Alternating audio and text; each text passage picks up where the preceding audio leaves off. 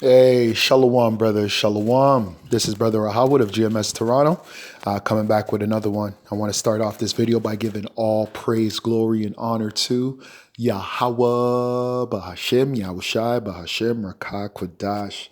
And even though that this is a pagan ritual done by this South Indian tribe, it's still righteous within the context of virginity or menstrual, right? This is a woman's first menstrual, and this is very important even in our culture as well, right? But it's important in many cultures throughout the world because you have to understand there's a run-in what would you call that, tear down or stigma on GMS, right? Because when we first brought this out, people said we are grapists because we promoted a woman's purity according to marriage. Doesn't mean that as soon as a woman becomes of marriageable age that someone is going to do something with her. We're just letting you know how that structure of culture is set up, which is what's on display right now. And this cultural celebration of a girl's first menstruation was done by even the people of the Navajo. Right? If you know anything about the Navajo, then you know who are they? They're Israelites, right? They are Israelites, right? When they came over here, when they left the Assyrian Empire, and they came over here by ship, they came over here to the North America to practice our culture, right? Which they had a 4-day ceremony marking a girl's transformation into what? Into womanhood. That's all that it is. But you people took it as, oh, these men of GMS, they want to have sex with little girls, right? Because you people are so sexualized in this society and you don't even know it. Because the way that they did it in this society, they did it via pedophilia. They did it via Disney. They did it via our clothing. They sexualized our children through the clothing that we wear. You go to these different clothing stores, you see the clothes that they have for a 3-year-old, and you're like, you made this for a 3-year-old? You see some of the Halloween costumes, and you know a pedophile had that in mind.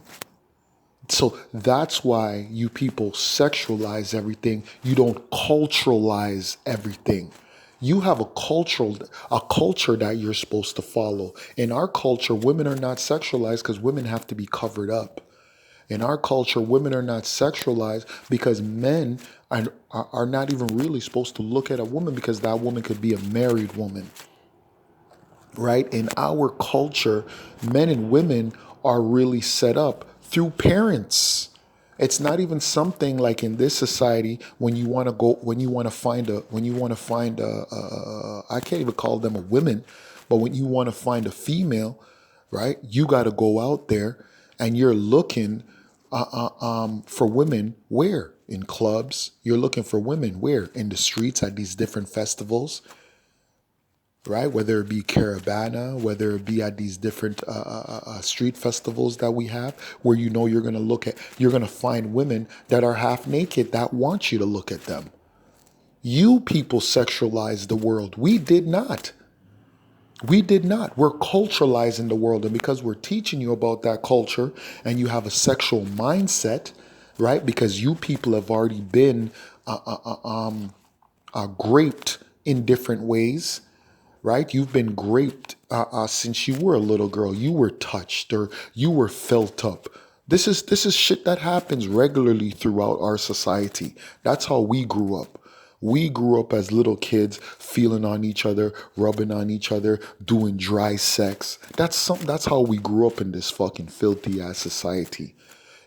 In our culture, that's not going to happen. Little girls are not going to get felt up. Little boys and girls are not going to be doing dry sex because we understand that you're supposed to separate the man from the woman. Now, when that girl comes to age and when that boy comes to age, they're going to understand the responsibility of sex. So, really and truly, a young man, that's why when a young man became 12 years old in our culture, he was about what? He was about his father's business. Now, this is Genesis 29 and 10, and it reads, "And it came to pass when Jacob saw Rachel, the daughter of Laban, his mother's brother, and the sheep of Laban, his mother's brother, that Jacob went near and rolled a stone from the well's mouth and watered the flock of Laban, his mother's brother. And Jacob kissed Rachel and lifted up his voice and wept. And Jacob told Rachel that he was her father's brother and that he was Rebekah's son. And she ran and told her father, and it came to pass when Laban heard the tidings of Jacob, his sister's son, that he ran to meet him and embraced him and kissed him and brought him to his house. And he told Laban all these things. And Laban said unto him, Surely thou art my bone and my flesh. Just going into his family line. They were that was his nephew, right? Him and Rachel were cousins, okay, on the mother's side. And he abode with him the space of a month. And Laban said unto him, Jacob, because thou art my brother, shouldest thou therefore serve me for naught? Tell me, what shall thy wages be? And which means they were negotiating. And Laban had two daughters, and the name of the elder was Leah, and the name of the younger was Rachel. Leah was tender-eyed, right? When you're going into tendered eye, really going into like soft, gentle, delicate, or sensitive, right? I know it doesn't sound like the black woman. But the black woman was very soft, gentle, and delicate and sensitive. She was. She still is, which is why she's so masculine. She's trying to hide her sensitivity, right? She's trying to hide her gentleness, her delicateness, because obviously the curses, right? We were destroyed as a people, and she was made to be masculine through all the hardships. So now she has on a veneer, right? She has on a mask, but that's not her true mask, because the reason why she has on that hard exterior is because she no longer can trust, right? She no longer can trust the world, right? She no longer can trust her man. She no longer can trust herself because herself, she makes bad decisions. Okay, so she just has to keep on that exterior of hardness, which we all know you can't be hard because you're a woman, but it helps protect her. Okay, and Laban, I read that Leah was tender eyed, but Rachel was beautiful and well favored. Right? That doesn't sound like the black. No, I'm joking. Verse 18. And Jacob loved Rachel and said, I will serve thee 7 years for Rachel, thy younger daughter. Do you hear that?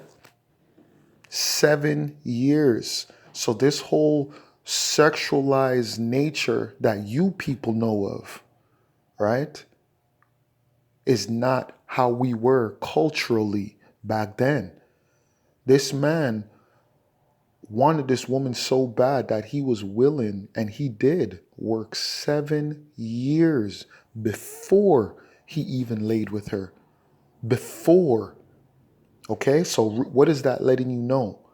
Men prioritize establishing themselves first before women. Okay, it says, and Laban said, It is better that I give her to thee than I should give her to another man. Abide with me. Okay? Which is going into what? Employment. Right? That's how employment works. Meaning that after 7 years, He was going to be rich enough to be able to start his own family. But in this society, they want you to work until you're dead. They want you to work until you're dead, until your retirement, and you still won't have enough to pay off your home. Okay? That's how wicked this society is. Verse 21, and Jacob said unto Laban, give me my wife, for my days are fulfilled, that I may go in unto her. And Laban gathered together all the men of the place and made a feast. And it came to pass in the evening that he took Leah his daughter and brought her to him. And he went in unto her, and Laban gave unto his daughter Leah Zilpah his maid for an handmaid. Okay? And it came to pass that in the morning, behold, it was Leah. And he said to Laban, what is this thou hast done unto me? Did not I serve with thee for Rachel? Wherefore then hast thou beguiled me?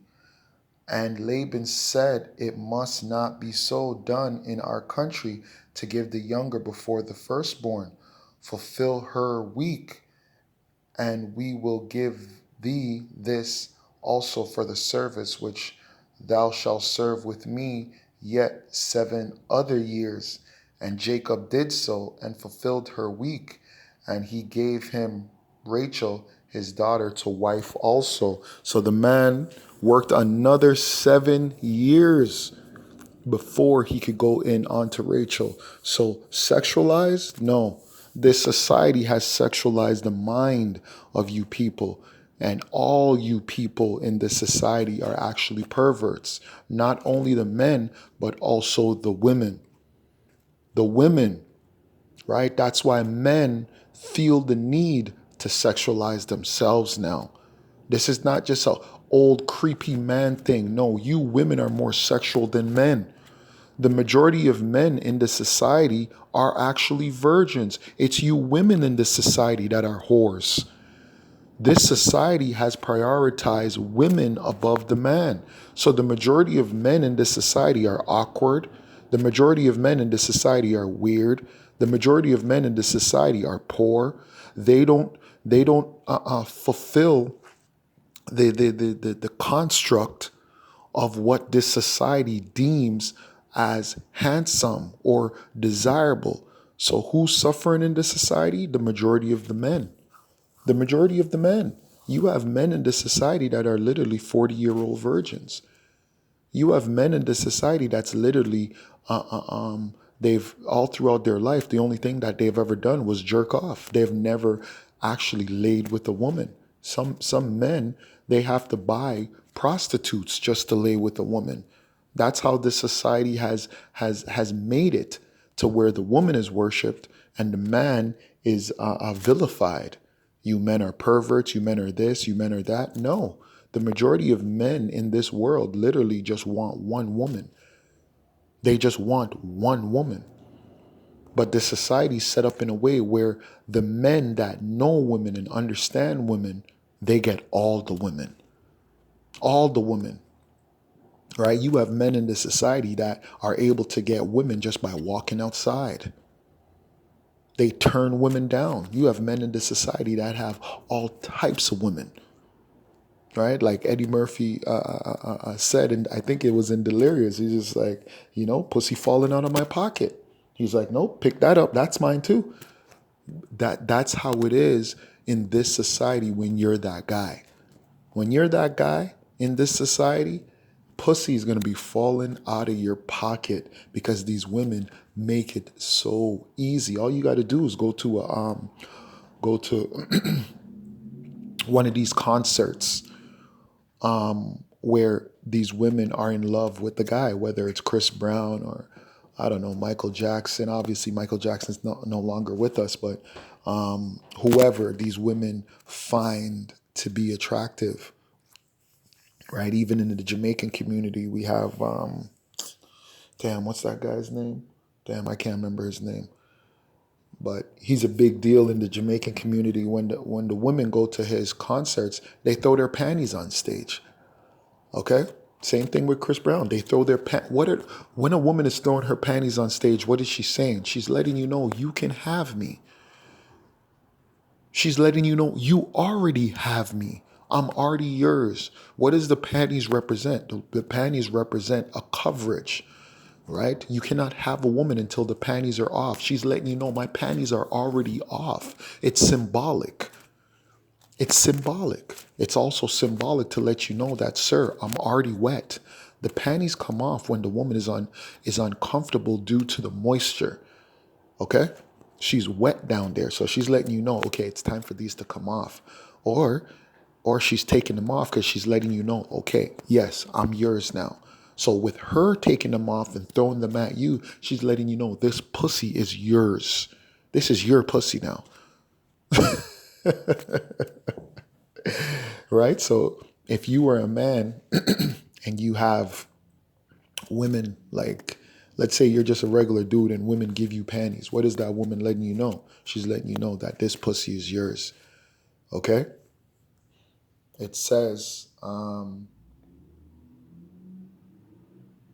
Jacob did, verse 28, and Jacob did so and fulfilled her week, and he gave him Rachel his daughter to wife also.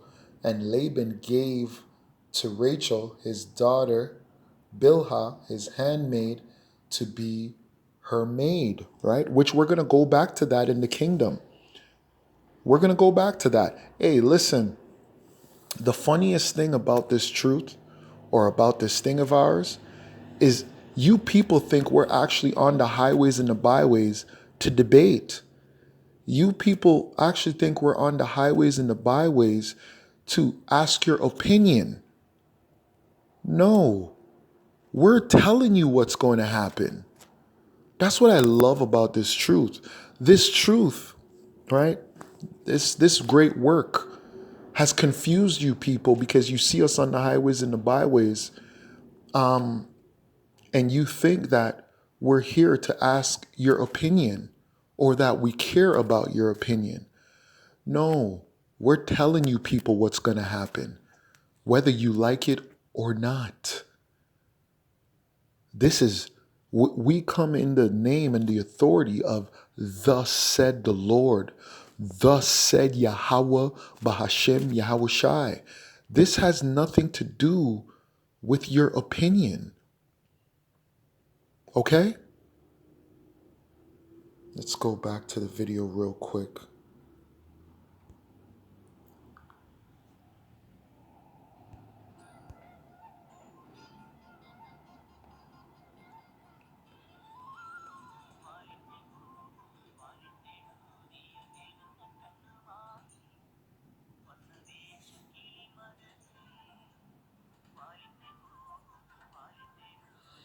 And this is not a sexual thing.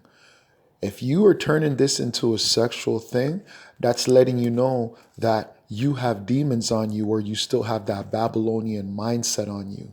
This is a beautiful thing because you have to understand that we have been conditioned, socially conditioned in this society to where we need our women to be half naked. We need our women to have cleavage. We need our women to have their ass out, showing their tramp stamps. We need pum pum printers, right? Or camel toes. We need to see these things for us to be like, ooh, that's a sexy woman. We no longer understand the righteousness in a woman that's covered.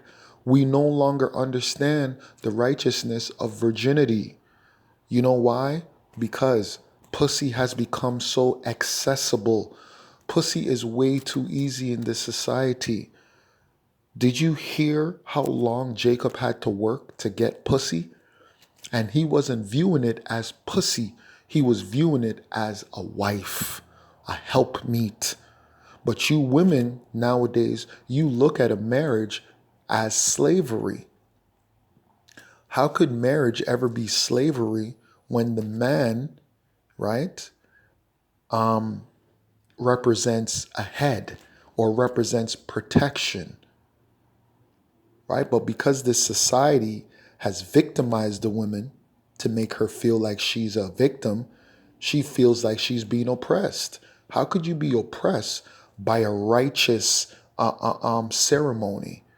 The ceremony is a representation of you and your husband, which means that you as a woman now are going to be having lawful intercourse, right? Meaning your bed won't be defiled.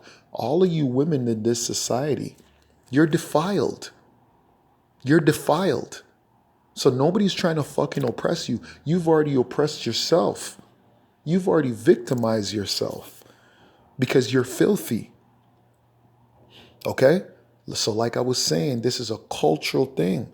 It's also a culture that's practiced in Nigeria, right? Go and ask the Yoruba, right? Go and ask the Aboriginals in the United States, known as the Apache. The Apache, they celebrate a woman's first period as well.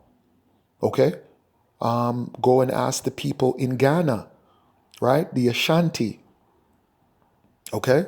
That ceremony is known as, Bragaro. I think it's called Bragaro, right? Which is like we're going into what these people are doing. They're marking the first menstrual of the young woman, letting you know she is now a woman. Okay? Okay? These people right here, they look like Tamil, right? They look like the Tamil people, right? And when you go into the Tamil, they know that they're Elam, right? Sometimes you look at the Tamil tiger flag, right? And on that flag, it will say Elam. So they know who they are, okay? Now you have a tradition in Japan known as the Shinto tradition, right? And that's what they do as well. Okay? So this is nothing new. This is something that people practice all throughout the world. All throughout the world, this is practiced. But when we, the brothers of GMS, right, starting with our elder apostles on down, when we mentioned it in the way that we did, letting you know that we're going to get virgins, you people lost your fucking minds, letting us know that you want us to get what? Whores. But we're not allowed to get whores. Now, this is Revelation chapter 1 and 6, and it reads, "And hath made us kings and priests unto Yahweh, and his Father, to him be the glory and dominion forever and ever." Right? So we're made a nation of kings and priests through what? Through the second covenant. Because through the first covenant, the priests were who? The Levites, right? But under the order of Melchizedek, right, through the second covenant, we're all going to be priests because we're all going to be perfect. And what's one of the laws? Let's get it. Now, this is Leviticus 21 and 10, and it reads, "And he that is the high priest among his brethren, upon whose head the anointing oil was poured, and that is consecrated to put on the garments, shall not uncover his head, nor rend his clothes. Neither shall he go to any dead body, nor defile himself for his father or for his mother," right? That's a part of our law, not to touch dead bodies, right? That's how you know we're not going to be on the same level. That's why it says that a part of the employment that these heathens are going to be doing is burying dead bodies, cleaning up Babylon. We can't do that. We can't do that. We cannot do that. You know, you might see niggas working in the cemetery and all that, niggas working in a morgue, you know, do a mortician. We can't do that. It says, "Neither shall he go out of the sanctuary, nor profane the sanctuary of his power, for the crown of the anointing oil of his power is upon him. I am the Lord." Right? And that tawa, or that blood that's going to be upon us, or upon the elect, will never leave, right? That's always going to be upon on those righteous men, right? It's going to be spiritual, and then it's going to be done through what? Through the second covenant, which is going to make them perfect. Only the Israelites. Verse 13, and he shall take a wife in her virginity. I know. I know. I know you people are mad. I don't know why you're mad, but I know you're mad because in this society, we've been engineered to be defiled. And in our defiled stead or state, we've become normalized and it's become normalized to where you can sing, I can have another you in a minute. Matter of fact, no, bitch, you're defiled in a minute. You'll be defiled in a minute. Okay? You're going to be unclean in a minute, unholy in a minute. But in the society, this is all normal. But in a righteous society, practices like this are going to be done. And the reason why it's going to be done is to stop what's happening in this society. Okay, we are a tribal people. Us being a tribal people means that we're going to have land claims. You cannot have a land claim when your woman is a whore because then you don't know who the child belongs to. You don't know who the child belongs to. Right? When you go to places like Jamaica or the different parts of the island, these women are giving men what is known as jacket, right? Or they're committing what is known as paternity fraud, to where you don't know who the fuck this bitch is laying with, so you don't know who the child belongs to, which is why the virginity was so important. It's very, very important. Virginity is very, very important, man. Okay? So I just wanted to make a quick lesson on that. And I'm going to end it off there. So with that, I'd like to give all praise, glory, and honor to Yahweh, Bahashim, Yahushai, Bahashim, Rakakudash. I'd like to say double honors unto the elders and elder apostles of GMS that rule well and that teach well, and to the brothers on the highways and the byways doing this work in truth and in sincerity, only the elect, the 144,000 and the 1/3. Shalom to you and to you alone.